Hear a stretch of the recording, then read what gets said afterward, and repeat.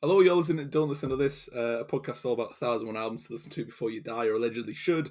We're once again back to look at something that Robert Dimery and his gang of journalists have sort of stuck into a book and said you've got to listen to, which, there's a lot of them, and I need plenty of help to do it. I'm Ewan Gleadow, I write for all sorts of places, I've done podcasts and all that stuff. Yeah, the usual bits and pieces from me. But I am, as ever, joined by a fantastic guest. If you'd like to introduce yourself, or I can introduce you, I don't really mind. There's no sort of structure, is there? Yeah, sorry, I can do it. Yeah. My name is Alice. I host a podcast called Drunken Horror, where we talk about horror movies and we get drunk whilst doing it. We basically want to have the same kind of vibes as when you're at the pub and you're chatting with your mates about movies over a few pints. Yeah, that's basically it. Just been running, coming up to our year mark now. So Bloody hell. yeah, I know. Fantastic. Yeah, it's very That's great. exciting, but Yeah. yeah. I mean, horror movies and drunk just kind of go together. I remember at uni, we watched the Evil Dead trilogy and then rounded out with The Greatest Showman, which was Oh, a strange time, but perfect. wonderful. You can get Yeah. through a lot of, like, I think when I was at uni, when I was like 18, my pre-drinks would be 2 big bottles of Smirnoff Ice, which didn't get you drunk. It just made you feel really bloated and really Yeah, a bit yeah, grim. definitely. Yeah. But it was 2 for 5 at Tesco, so it's like you can't pass Oh, up on deals like that. yeah, Um, exactly. no, thanks very much for hopping on. What have you been listening to recently, music wise? Because I have Uh, to ask that question to get us into yeah, the whole music topic. that's fine. So I am very much a classic millennial where I won't listen to anything else apart from what I listened to when I was a teenager. um, but some kind of like newer things I've been listening to. I've been getting quite into Wet Leg at the moment. Oh yeah, I think that album's really good. I don't know how much hate I'm going to get for saying this, but I have also in the last year become a massive Harry Styles fan as well. ooh, Yeah. yeah, yeah, um, and I guess that kind of links in a little bit to what we're going to talk about mm. with like how they both present themselves. Oh yeah. So that's a pretty good link in for That's a us. But fantastic link. I should have picked up on that yeah, before. But no, yeah, that is a perfect link into what we're talking about today, which I imagine you already know what we're talking about because it's on the title of the video you've clicked on yeah. or the podcast or whatever people listen to on these days. I think it's either Spotify or YouTube. We go out on Apple Music as well, but I've not actually checked that since the first episode. So whether or not it's actually out there, I'm nobody sure it is. uses Apple Music apart from I think it me. just does it all like automatically. I tend to not Yeah, check either it's until I get the notification. I open Anchor every now and then to upload a video, and it'll say, "Oh, you've got some views." It's like that's great. That's really good. Yeah. Beyond that, I don't know. Um, Yeah. but yes, Hunky Dory, David Bowie, Wet Leg, and Harry Styles are two great examples there to sort of kick us off immediately. Before we actually get to chat about the album, though, I've got to do our inaugural reading of the book, that lovely gospel that Robert Dimery put together and updates every year with 2 albums that nobody actually listened to, opposed to all the good stuff that came out. Like last year, Sam Fender made no appearance, but a Lana Del Rey album that was there instead of Norman fucking Rockwell was on. So I don't know how the list works, but I'm really trying to get to the bottom of it. This Hunky Dory, though, agreeable sort of placement on the list. That's fair. Um, Definitely. just to rattle through the keynotes, Hunky Dory, David Bowie, 1971, sort of the turn of the 70s, which is, quite a good time for the old music and sounds type thing. David Bowie, Richard Wakeman, Michael Ronson, Mick Woodmansey, and Trevor Bolder, all associated with the album. Especially, Rick Wakeman, I remember, did a piano bit of Life on Mars years ago, and it was lovely, really nice.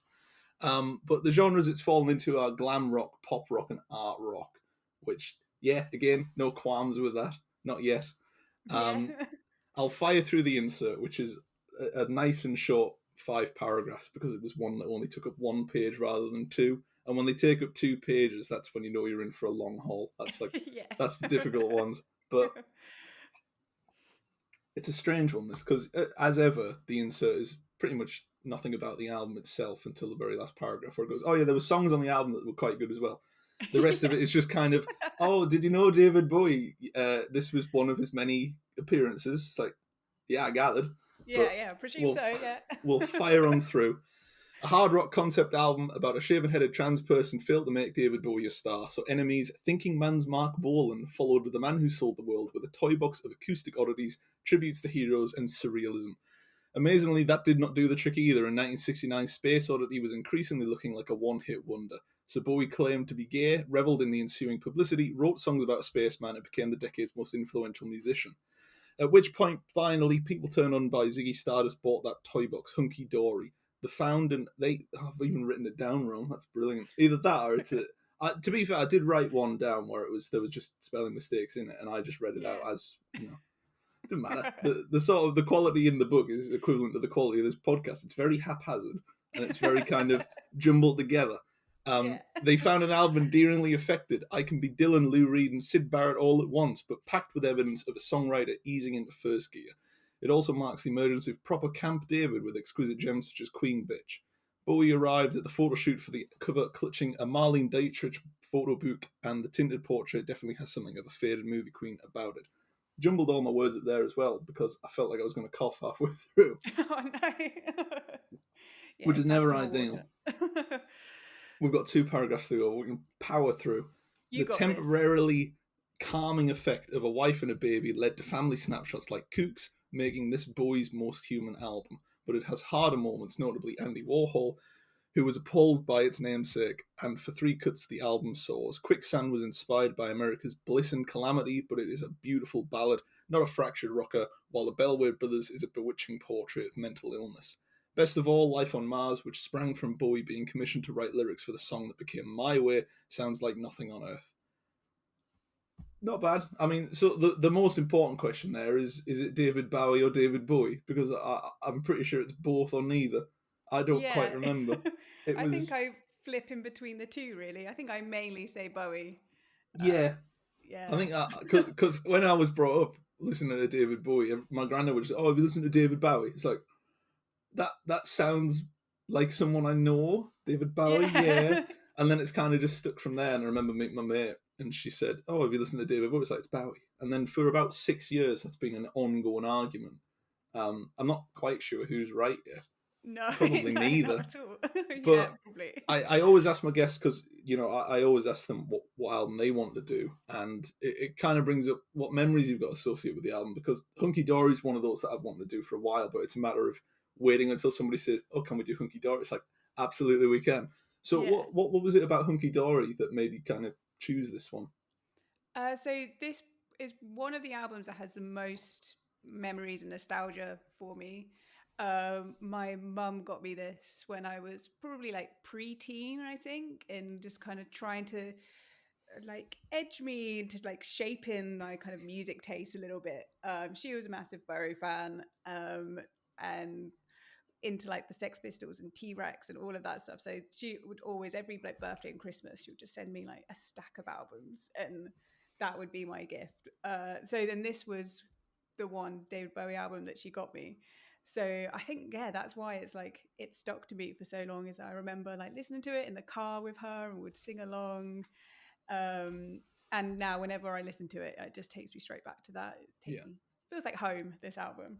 It's more or less the same for me. I'm glad you mentioned it. It feels like home. It's it's a very layered album. I'm sure we'll get into all the details of it, but it's a very homely album. It feels quite comfy. It's quite a nice listen, and it's I suppose a lot of that does come from Changes being on the soundtrack of Shrek 2. That does a lot of heavy lifting. Well. Yeah, there is that, and then when you get to about 17, you watch The Life Aquatic with Steve Zissou, and you hear Life on Mars. It's like, oh, that's David Bowie, brilliant. And then you kind of just move from there. Yeah, it's lovely. It's a big album to say the least. But it's interesting to note that it was kind of not as popular when it first released. You had to. I'm just going to grab it and try not to knock everything over. I've just scraped the wall with it. Brilliant. But we had to wait until that came out for this one to really take off. Which I think this is the awful reprint they did, where everything sounds a bit overdubbed. But that's all right because it was a Christmas gift, and we can't really criticise those. No, can't complain about that. No, not at all, not at all. They did well, war parents. But no, this was kind of like it almost made an afterthought, Hunky Dory, which is a shame because it is packed with quality. And this is where all the conversation just kind of dissipates and explodes, and all structure is lost because it's very difficult to talk about Hunky Dory without mentioning everything that came before and after it. It's a strange one, and I don't know where to start. So if you want to pick a track or an interesting moment from the album, I don't really mind. Yeah, all right. Well, I mean, like, I guess what is really interesting about it not being as popular at the start is that like Life on Mars is just such an iconic song Mhm. now. Like you would Oh have yeah, thought that that would be just an instant hit. Um, and do you want like I'm not really like a music person. I haven't really like looked into it too much, but from like researching for this podcast, finding out about that, I was like, yeah. oh, I would have thought that this would be like, the one. It's got some big hits on it.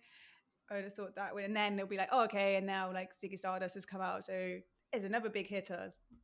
But Yeah. yeah, it's really interesting to think that it just wasn't. It was a bit of a flop Yeah, pretty initially. much. I mean, it's if you look at, I mean, did you ever watch that really awful David Bowie biopic they made with I can't remember his name, but it came out like 2 years ago called Stardust.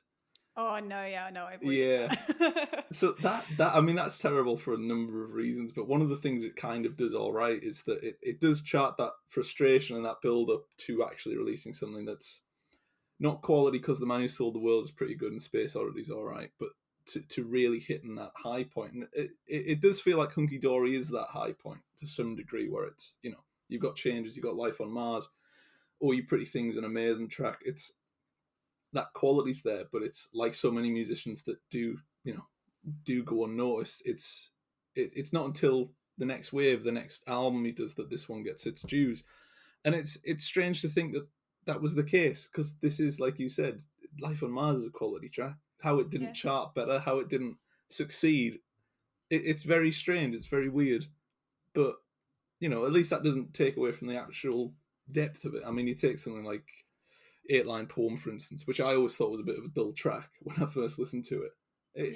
yeah, I couldn't have been further from the truth on that because it's a very nice break from what is a really quite a heavy opening. yeah, Um, definitely. yeah, what, Yeah, I think like, and when with going back to like Life on Mars as well, that's like this the first song that I listened to after he died, and it's still now like every time I listen to it, it makes me a bit emotional, and it yeah, like makes me well up. It's like as soon as it starts, I'm like, oh God, yeah, like it's it's a such a it's a powerful lovely song. song. Yeah, Yeah, it's very powerful. It was I think when I was kind of like getting into music, which wasn't too long ago, to be fair, it was Life on Mars. I was very aware of through listening to it a lot at uni, and it's yeah, it's a it's a uni track now where it's like if yeah, I listen to it, it's like, oh yeah, you did get pissed at 5 in the afternoon, fantastic. yeah, It's one of those songs, and it's that association. I feel like some of the best tracks, regardless of sort of quality of songwriting, a lot of it depends on the memories you got associated with a song. Like, people still like definitely. Black Lace and Agadoo and stuff, like because of the time it imagines for them. Yeah, But Life on Mars has that nice quality of it's a really good song, but it's also something that, it has connotations of good memories and bad memories, of course. I yeah. remember being very hungover and going to see The Front Runner at the cinema. And I was the only person there because it was 10 in the morning. But I'd stuck Life on Mars on to walk up to the cinema. I remember that song and the walk more than I do the film. Yeah. But it's nice having those tracks, and it's like so many. I mean, like we mentioned before, Changes with the Shrek 2 appearance. That's just Yeah. such a nostalgia thing, and I think David Bowie, especially for kind of like our generation, where it's David Bowie had a lot more releases when we got around to listening to his work. There is always going to be that sort of fundamental nostalgia to him, which is nice, and I think Hunky Dory captures that quite well. Yeah. Yeah, but Yeah. yeah, it's yeah. Yeah, I agree. It's somebody said that the this album is more reliant on David Bowie's vocal presentation. I don't know why I said somebody because I've got his name written down. It's Okay. his biographer Nicholas Pegg who Right. said that stuff like Eight Line Poem is the most overlooked part of the album because it's the vocal reliance, it's that focus. What do you think? Is that sort of, I mean, when you think of Hunky Dory, there's a lot of layers to it. It's hard to crack through the surface. But is this sort Yeah. of an album that relies on the vocals more than anything? Yeah, I think so. And like you were saying earlier, like Eight Line Poem used to be one that I would just skip and be like, right, like bring on the bangers, like Yeah. Oh bring yeah. on the big hitters. But from like listening to it more and more, I've like, yeah, that one is that's a really great one, like vocally. Um, and yeah, I think that this whole album just really like showcases his voice. I have to admit, like Andy Warhol is one that I normally skip quite often. Yeah, it's Mainly just because of the start of it. I'm like, my brain can't handle this. Like, there's it's too many yeah, like noises going on. So it's what put me off. It's what put me off buying the record. I was like, oh yeah, wow, changes all pretty things, you know, Eight Line Poem, Life of Mars, and then I see Andy Warhol, I'm like, no, I can go without it for now. I can go without it. yeah, yeah, definitely. It's so this is the first album that David Bowie thought, right, the guitar stuff clearly isn't working. I'm going to write this one at piano, like he's Elton John. Yeah. Um, does it work? Do you think that works better? I mean, obviously, you know, we have the benefit of hindsight, and we can look back and say, well, yes, it did work, obviously, but Yeah. you know, Hunky Dory again was, you know, at the time a failure. Not really, but it Yeah. kind of was.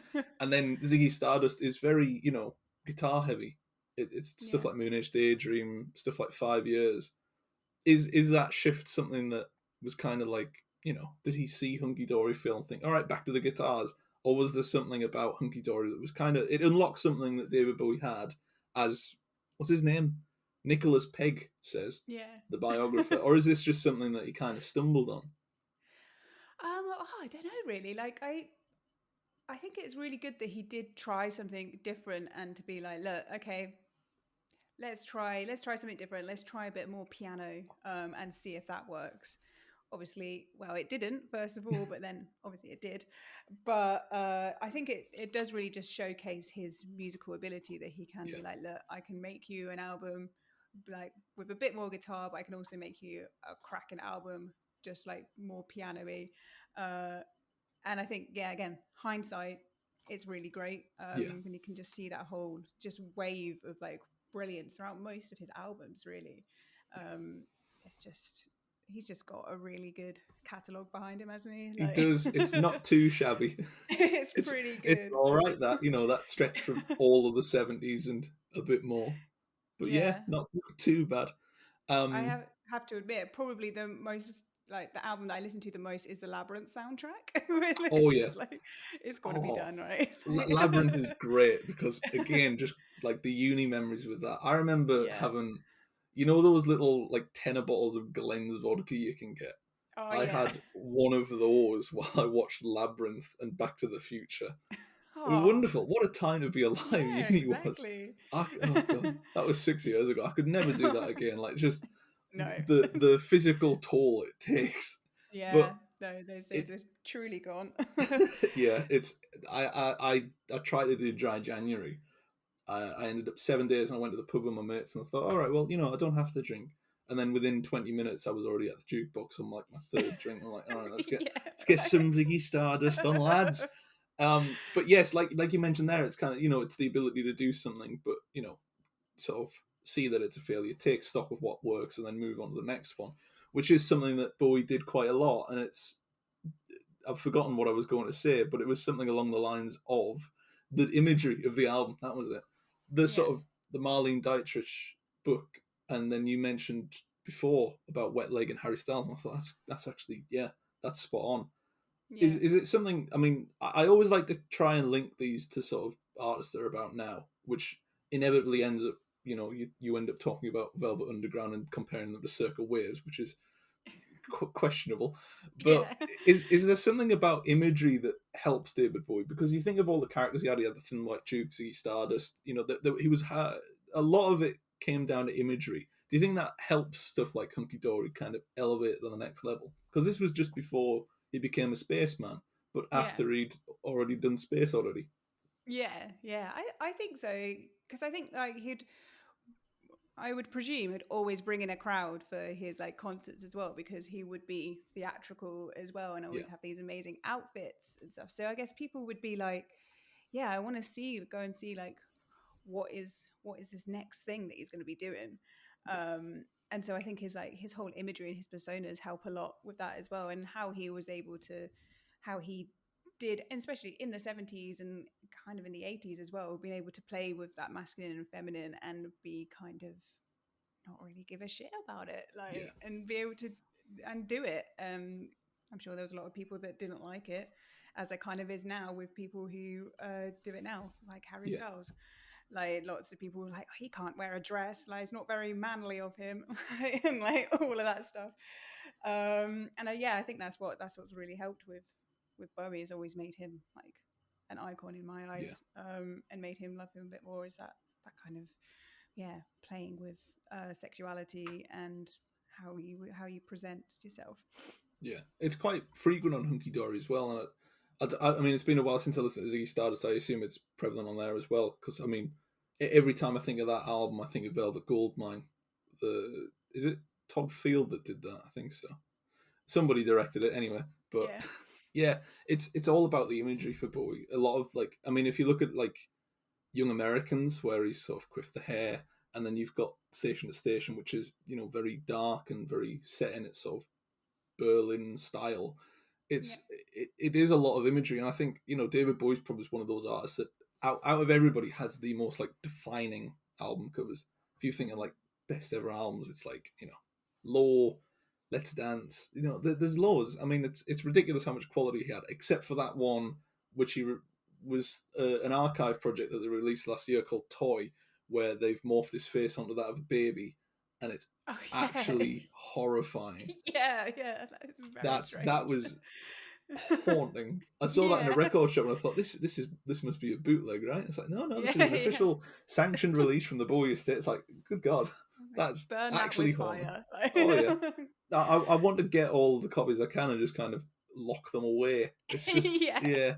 Whoever commissioned that, whoever got commissioned to make that, that's the steal of the century. That's amazing. yeah, To get yeah. paid to do that, fantastic. Really well done. The And things that it's people were able to get away with is just great, isn't it? It's It's like unbelievable. I mean, these to Jammy be Brothers. fair, half of David Bowie's album covers are great like that. I mean, it's like the Yeah, next day where it's like, oh yeah, just take the old album, just slap the cover over, it's fine. Just yeah, white it's all block, good. bit of black text, easy. Genius. Don't That's bother. thousands of pounds, please. Thank you And very then much. Earthling, where it's like, oh, David Bowie wants to jump on the Britpop bandwagon, get him in a Union Jack leather jacket, which Yeah, is honestly one of the worst album covers I've seen. it The is man pretty is a bad, mixed isn't it? bag.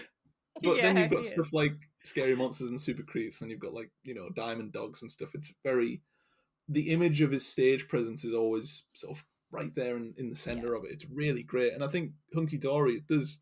I'm glad they mentioned that Marlene Dietrich book in the insert because it does kind of remind me of a Marlene Dietrich portrait, like that era, the hand on yeah, the head type thing. It's he successfully captures what his image wants to be, and I don't have a clue how that relates to the music because when I see that, I don't think, oh yeah, change is great, brilliant. Um, no, no, but it's a quality album. I think obviously the A side's a lot stronger because it's yeah, got the big hits, but then yeah, the B definitely. side, it's got David Bowie mocking Bob Dylan, who was trying to sing about Woody Guthrie on his first album. Oh yeah, 10 years later, mocks Bob Dylan for doing that, which is well in, nice one, Bowie. yeah, But it's so out of place, and it comes right after Andy Warhol, which is terrifying. It feels like the A side is David Bowie testing the waters of his actual work, and then the B side is him covering other artists, where it's like Queen Bitch is a bit Velvet Undergroundy. yeah, Song for definitely. Bob Dylan is just a piss take on Bob Dylan, and Yeah, then yeah. It's like a Andy diss Warhol. track. Like, It's a diss track for Bob Dylan. More people should yeah, do that. I've nothing yeah, against the man. I saw Bob Dylan in concert. He was an hour and a half late, but that's all right. Bob, you're a legend, and I spoke to one yeah, of your lovely fans for an hour and a half. But yeah, it's an album of two halves. This and kind of in a good way. It's not like American Pie from Don McLean, where it's like get the big heavy hitter out of the way, and then on the B side, kind of forget you're meant to be making two sides of an album. yeah. It's really strange. But how do you feel about that sort of second side, where it's very, I guess, tribute heavy? I don't want to say David Bowie was paying tribute to people like Andy Warhol in the hopes he was allowed to go into the factory, but it Yeah. does feel like it. Yeah, it is a strange one. And again, like it used to be one that I wouldn't really pay too much attention to, and I would probably skip through most of them. I'm kind of like I don't listen to vinyls that much anymore. Like I'm a Spotify person, so Oh, everything is just on my phone. I know it's terrible, but yeah, I need to get a vinyl player. I've got vinyls. I just need to yeah. sort my shit out and get a vinyl player because I got rid of my crappy one, and now I'm like, well, now I've just got vinyls. Like, I went through a phase of being like, I mean, this was really recent where it's like, I've got to get the best vinyl player, I've got to get speakers. I even bought noise cancelling headphones, but then I remember that I don't really have good hearing in this ear, and I thought, this is a waste. Why have I bothered? It's Yeah. not as if I'm going to hear mono sound, is it? So there was no point, but I Yeah. invested in like a really nice player, and it got here and it didn't work. So I sent it back to Amazon, and about 20 minutes after I returned it, I got a call from a really rough sounding bloke. Like, he sounded like he was, if you heard that voice asking for money, away you go. But it was like, Yeah. do you want us to fix your record player? It's like, no, it shouldn't need fixing. I bought it new. It's like, we can fix it. It's like, I don't really want it fixing, lads. It's all right, to be Yeah, honest. yeah. I don't know who you are. Yeah, I made the mistake of saying I'm going to buy the exact same model from Curry's, and he was like, oh, I see. It's like, well, you don't see, because I'm going to return it to you, and then you'll see. This is the issue. Yeah. But yeah, I mean, I hate to be one of those people. It's like, oh, it just sounds so much better on record. It doesn't, but it's nice to see it spin round. Yeah. And No, it's definitely. it's I it's just like it's like a centerpiece. It's like the new TV, but old, because it was, it's been around for that long. Where it's yeah. like, I got a weird look when I said my ideal home, instead of a TV, I'd want a record player. It's like, I don't really watch TV. If I'm watching TV, it's probably for work. Yeah. And it's music's just a nice escape, and especially David Bowie. Whereas if you had to pick sort of one artist just to listen to for the rest of your life, like a fucking Desert Island Discs knockoff, David Bowie's got so much variety to him. He did some weird techno albums, which Oh yeah, yeah. everybody loves. Lodger, not Lodger. What was it called? It was the I think I've Heathen. like blacked it out. That's it. Yeah. Heathen. Oh Yeah. god, yeah. But it's nice to see that he's got so much sort of, you know range, and a lot of that Yeah. does come out of Hunky Dory, where it's, you've got very obviously like the big hits like Life on Mars, which is, you know sort of like My Way by Frank Sinatra is the story, where Mhm. he was tasked with writing My Way for Frank Sinatra and ended up with Life on Mars. um Personally don't see it, not a clue. I think that's just Yeah. something people have made up in the 70s to make themselves sound sophisticated. Probably. Yeah. But, it's like saying, "Oh, 8-line poem, that was a knockoff of a Lou Reed track." It's like, no one's going to question it if you say it. That's the beauty of Yeah. sort of It's like, oh criticizing yeah, I music, is guess that you're you can right. just Yeah. imply. Yeah, Yeah. who's gonna question me? I'll just block them on Twitter. What are they Yeah. gonna do? Yeah. It's Say it with enough confidence, like people will believe anything. yeah. Honestly, I think that's the thing. I think half the assertions, especially in this book, I do like to get critical of the book that we're working from, because it's not a very good book. The whole point of this project is to actually replace stuff with better albums.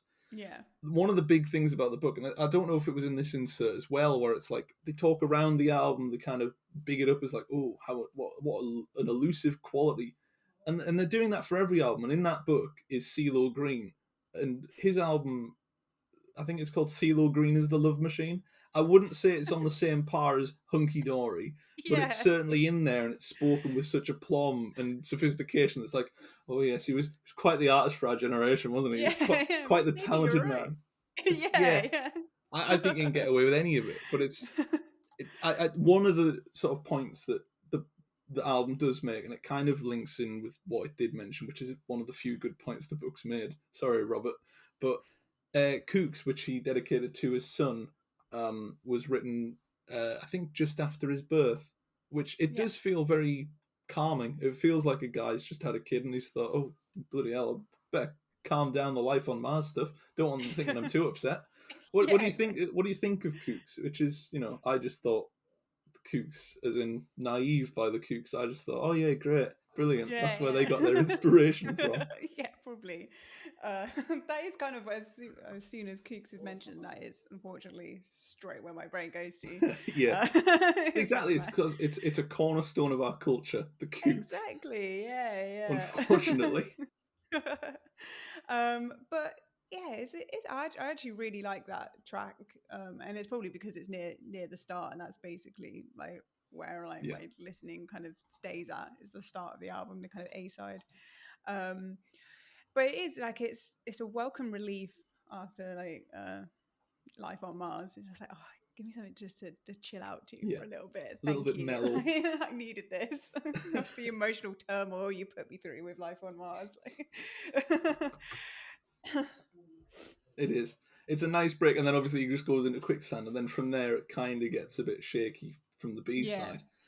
Yeah. But that there are. I mean, for me, I don't get why Queen Bitch is so popular in his discography, because I think it's a good song. I think it's all right. But then you look at stuff that he did later on, where it went.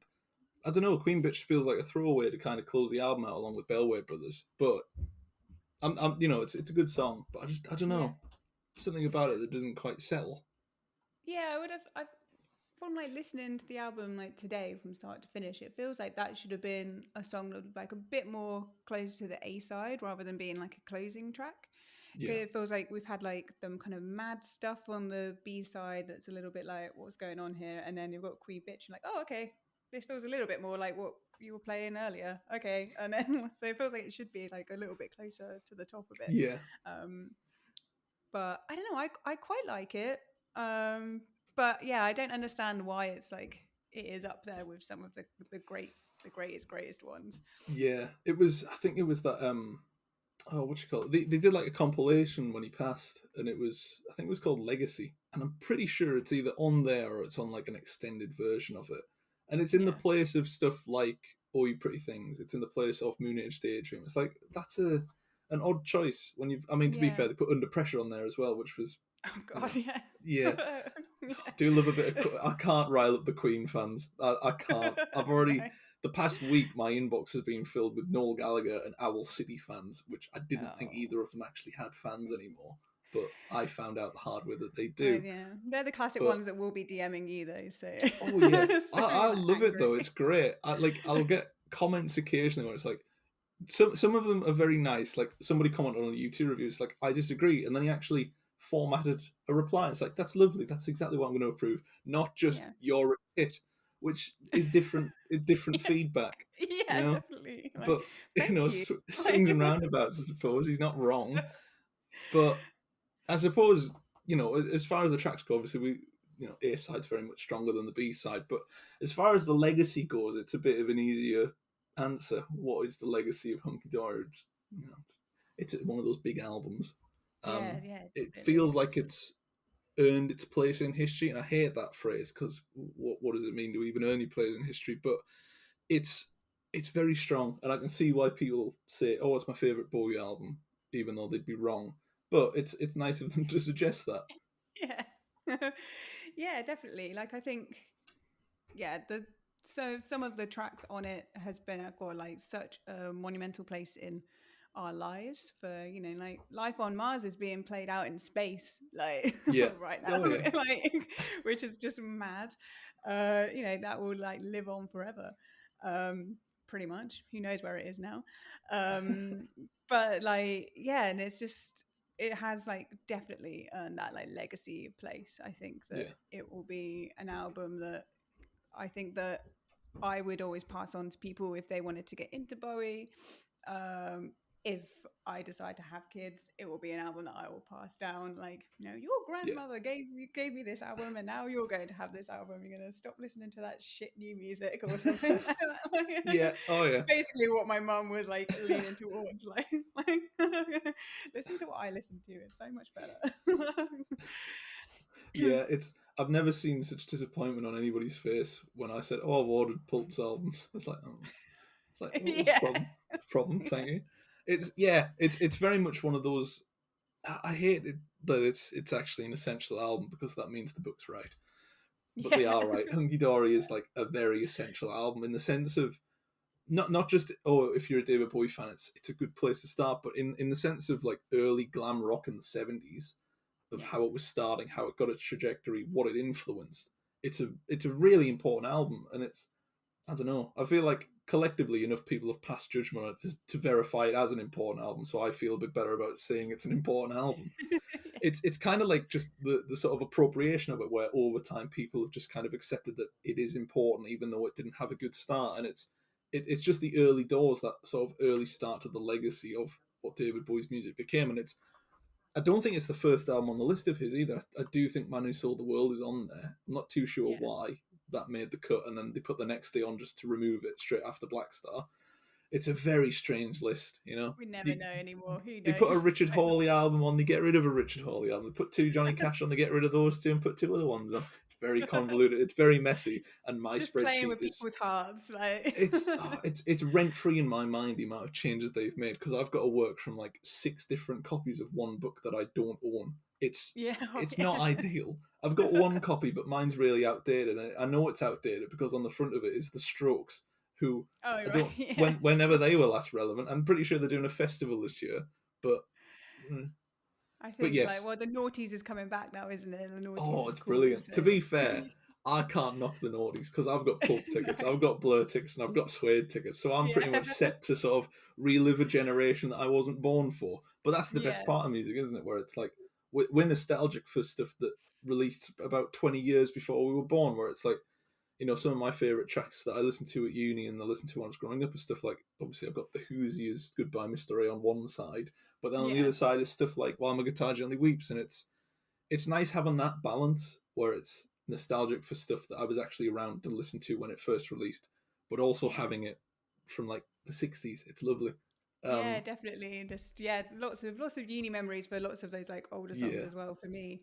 Like when I went to uni was when like Journey was like doing its big comeback with Don't Oh Stop yeah. Believing. That just reminds me of like the end of every night out. It's just Yes. like put on Don't Stop Believing and I. It was the same thing for the I can't remember what it was called. I think it was called Indie. Indie was the club that we went to. Obviously independent. It was Yeah. terrible name. But the floors were really sticky. Like you would get stuck because they used to do a blue pint, which was just wicked vodka and some lemonade. Oh my Um, God. but it was lethal. And about Yeah. 3:30 in the morning, closing at 4, they would put Sound and Vision on without fail, like David Yeah. Bowie's Sound and Vision, and then Toto Africa. That would round out your night, Amazing. and it was such a good time because it was like that's Yeah. how you get memories from tracks that are old and aren't getting toured anymore. Obviously, sadly, David Bowie isn't going to be touring anytime soon because he's dead. So Yeah. it's very Yeah. difficult to hear that live, and Definitely. it's I think that's why sort of archive stuff's so popular now as well, where it's like Bob Dylan must be making a fortune off of all the archive material he releases every other year, Yeah. and sort of the estates that have bought up the music for Bowie and Paul Simon have realised, oh, we can actually milk this for a little bit more than it's worth. And I think Definitely. there's actually a Bowie archive thing coming out next year that's based on the recordings around Life on Mars and Hunky Dory, which is Yeah. great for like the people that need more. But I think there's more Yeah. than enough on Hunky Dory to kind of go, I've had my fill now. That's enough. I'll go to Yeah, Ziggy Stardust now. exactly. Yeah, But yeah. Only the it's diehard fans will probably like dive into yeah, that, but it's one of those albums as well where it's kind of like everybody kind of knows it. Everybody knows David Bowie. Everybody knows like yeah, what he did. It's beyond the point of you know. I feel like a lot of artists have dips in their relevancy, but it never felt like David Bowie did that. And by the time he was doing stuff like outside the Nathan Adler Diaries, he was in Zoolander, so it didn't really matter because he was like a yeah, big shot exactly. Hollywood man. Yeah, It's yeah, he kind of became uh, again like an icon, I guess, but sort of a bit bigger than that. It never felt sort of corporate or conglomerate. It felt very unique to his style, and it kept that yeah, image going. But he managed to transcend what is pretty much available to pop artists, which is intensely difficult when yeah, your first album is shit. But yeah, yeah. he did well, War David. Yeah, definitely. Yeah, he did always feel like he was always like being quite true to himself. Never really felt like he sold himself Yeah, out at all. Like, he did some little guest appearances in some movies like Zoolander and stuff, but like why the heck not? Like he yeah, played up to it very well and like made it his own, which is always great.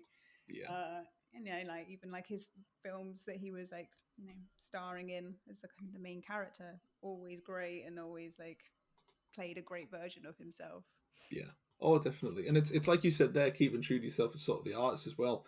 And that brings us kind of back to Wet Leg and Harry Styles, is that that's their style, and you can tell it's genuine. Where it's like, I feel like Wet Leg have had a hard run of it because every time I talk about Wet Leg, it's kind of like being adapted by like sort of the Tory Durham uni students, where it's like, oh, I do love Wet Leg. It's like, oh, great, good.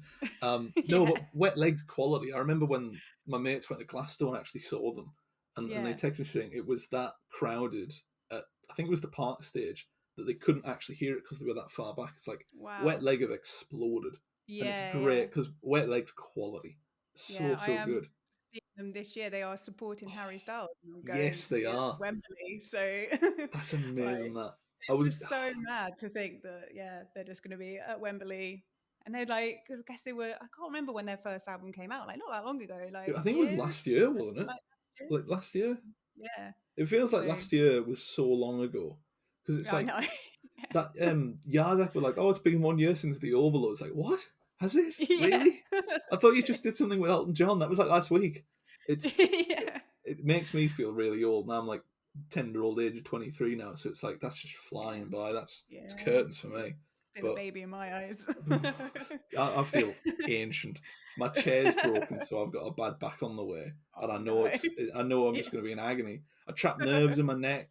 I cough frequently. It's like Yeah. downhill from here. It That's is it. all downhill. I'm Yeah. closer to 30 than I am to like 12. Yeah. Yeah. Yeah. So that's it. Yeah. That's it. Pension pot's on the way. I've got a pension Exactly. pot. It's so weird. But yeah, I think that's the thing. I think it's about defining a style and just sort of sticking with it and knowing when it gets a bit stagnant. But Yeah. it's not as if any of the thing David Bowie did got stagnant. It just kind of progressed. And he was like, I'm bored of that now. I'm going to dress up as a thin white duke. I'm bored of that. I'm Yeah. going to do Let's Dance. It's like, steady on, David. Yeah, Let's slow it down a bit. Yeah, yeah. It's like, Yeah. yeah, it's brilliant. Really, really good. But then Yeah. I feel like Hunky Dory is the starting point of it. I know he did 3 albums before that, but none of those feel as sort of well formed as this one, where you've got so much that follows it. You've got Ziggy Stardust, obviously, Aladdin Sane, Diamond Dogs, even Pinups, where it's the consistency that followed Hunky Dory. It's unbelievable that people kind of think, oh, I'm not going to listen to that. Why bother? And then Ziggy Stardust comes out. It's like, maybe we should have listened to that, actually. Yeah, It's the actually, Velvet it's pretty Underground good. effect, but sort of like an immediate one where it didn't take 20 years for it to be discovered. It literally took a year. Yeah. And I can't think of any other artists that had that quick of a turnaround where people ignored them and then immediately the next year went, oh, I'm listening to this now. It's such a Yeah. sudden shift for them. It's great. Definitely. I wonder. I mean, maybe what was it about like Ziggy Stardust that like made people be like, oh, actually, let's get into this. I wish I could do it like a very refined answer Oh, okay. as I Google the Wikipedia page for it because my Yeah, note making is frantically terrible. Googling. Let's have a look. Recording and production. No, Yeah. I think it was a matter of it was just marketed a bit better, and plus the Ziggy Stardust sort of the public controversies of it, obviously, the stuff he managed to do in the press sort of leads many people to go, oh, what's all this David Bowie stuff about? Yeah. And then people were actually paying attention, but also that it was kind of it was a bit weird compared to what was out in 72. It was like you've got that and you've got like Closer to the Edge by Yes, but then you've got a lot of just sort of expected releases. I'm not saying that Rolling Stones Exile on Main Street is a bad album. It's a very good album, but it's artists that were doing expected stuff. It was kind of a period where everybody was getting a bit too comfortable with what was releasing. You had Jethro Tull, Charles Mingus, Genesis. Oh God, big man Phil Collins was out and about already on the streets of England. But then also you look at the sort of state side of it, and you've got Lou Reed had released Transformer, and I feel like that was kind of the beginning of, oh, there's something going on in America that we need to start paying more attention to. And David Bowie just happened to be the guy that was like, that's a good idea. Let's just drag that over. And as it turned out, it was kind of successful, I guess. Nice. Yeah. Wasn't Did all right for himself with that. To be fair, all of what I've just said could be absolute bollocks. But I mean, you said it with your chest. I said it with so conviction, I'm like, and I said it with conviction that I've just happened it into. I'm going to add it to Wikipedia, and nobody will question it. Yeah. I'm going to say David Bowie was influenced by Lou Reed's Transformer, and that was why Ziggy Stardust was so popular. And in about 20 years' time, when people look back and think, well, we've got to learn more about David Bowie, they're going to look at this podcast and go, these people sound like they know what they're on about. Yeah, exactly. And that's it. That's cemented in history. It's great. That's how urban legends start. This is like the Bigfoot of David Bowie. Definitely. Just got to say it with enough confidence, and people will. It's the conviction of it. Exactly. Exactly. I spent 10 minutes last episode going on about Circle Waves and how they were a little different to Velvet Underground, and I said it so defiantly that I managed to get a pain in my chest and I had to sort of stop talking. So I think that's conviction, obviously. And speaking of conviction, we've got the one last two of last questions, but they're very quick, and then we get to plug our socials for people that listen, because that's the point of podcasts, really, isn't it? And interviews and stuff. It's all about plugging your socials. Yeah. That's why I work. Every article I do, sign it off on my Twitter handle. Away it goes. What's the best track of Hunky Dory? Oh, see, I could be really basic and just say it's life on Mars, but I, Oh, I'm do you going know to be what? very When I basic. actually like, I know, but when I properly think about it, I think it is like "Oh You Pretty Things." Like, I think that's Yeah, the one that has the most nostalgia attached to it, and the one that always like we were saying right at the beginning, like that's the song that brings me home. I think. yeah, oh yeah. It's a Yeah. great track. I think it's nice as well because it's kind of you forget about it a little bit where its changes opens. It's like, wow, what a great song. It's like, oh yeah, yeah, get through that. It's like, wow, Life on Mars. Like it's like the Yeah. forgotten little brother of those two Definitely, tracks. yeah. I think it is Um, one that I'll be like, oh, I'll put my hand on my heart and be like, oh yeah, this yeah, song, like, yeah, definitely. that's a quality track. I'm going to be really basic and go with Life on Mars Okay, because okay. I honestly, I don't know why, but whenever I hear that track, I do tear up a bit. And I think it's just from the memories I've got associated with it and how Yeah, long of a track it is. But nah, it's great. It's yeah, good to be basic sometimes because I yeah. got called an uppity dick once. So I feel like if I ground myself with basic bitch sort of opinions, Yeah, that will. exactly. I'm a man of the people, you know? Yeah. Instead of saying, "Oh, the Bellway brothers is quite astute," it's like, no, no, Life on Yeah, Mars. It was in the Wes yeah, Anderson movie. Everyone, it's a great song. I feel like I've got to balance the two because either way I'm upsetting both parties, which is yeah. ideal because then everybody's upset. But Yeah, exactly. yeah, you know, Never gonna make anyone eventually, happy. It's all yeah, good. no, your self confidence gets whittled down when you get like 8 70-year-olds from the Bible Belt of Texas saying, "I didn't, mention one particular Bob Dylan song cover in a review of a Yeah, different album." That yeah, has its knocks, but yeah. How dare yeah, you? I'm very sorry, but it happens all the time because I don't really research things. Um, but very last question. I think we both know the answer to this. Is there an album to replace this one on the 1001 list? No, Nah, easy it's got to question. stay here. It's Yeah, I've had a nice string of nah, nothing needs to change this. yeah, Um, I did have one where it was I wanted to replace it, didn't have one in mind, so just sort of threw an album on there. So I might have to do another episode to replace a replacement album that I've accidentally put on a list that I've just made up in my head. yeah. So it's really layered this sort of podcast stuff. I'm losing my marbles, but that's the good thing about podcasts. Nobody's actually listening. Yeah, exactly. Yeah.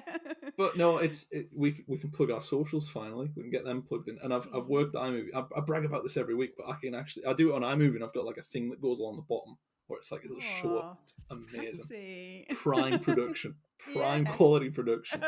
I love that. Um, yeah, do you want to go ahead Um, and plug the socials because I'll just do yeah, mine and just cool. So you can find Drunken Horror on Twitter and Instagram at Drunken Horror. We release our episodes every 2 weeks, and we always do a little plug about what we're going to be talking about next. I don't know when this episode is coming out, but that's a great question. Um, um, I feel like what day is it today? 26th, 27th, 3rd of February. 3rd of February, then I don't know what we've got coming out, but we've probably got some fun things coming out round about then. So yeah, keep your eyes out. We've just done a string of like really silly horror movies, and then I think our next few are going to be some pretty intense ones. So if you want to dive in and listen to some fun ones, do that first. And then I'm all connected to all of the our Twitter and Instagram pages, so you can find me on there if you want to follow my personal one. It's just at a Boyd Leslie. Fantastic. And you can get me in all the usual places. I don't. I hate interacting with people, but you can get my you can get my Twitter and my letterbox at Ewan Gleadow, EWANGLEADOW. It's going down the bottom now because editing, masterclass in editing, Yeah. a GCSE D grade in computer science. That is right there. Look at that, Ooh. brilliant. And you get all my writing on Cult Following, Daily Mirror, Clapper, Geek Show, other places that I can't quite remember. Usually I've got a list and I forgot to get the list up. And to be honest, I hate plugging my work because in an ideal world I'd get paid and nobody would read it. Yeah. But some people do read it and leave comments like the one I got on my Owl City review of their new song, which is about the film Castaway. And I thought they're a bit late to join that party. But a lot of people were very upset and very unhappy with what I said about it. And somebody just called me a negative prick.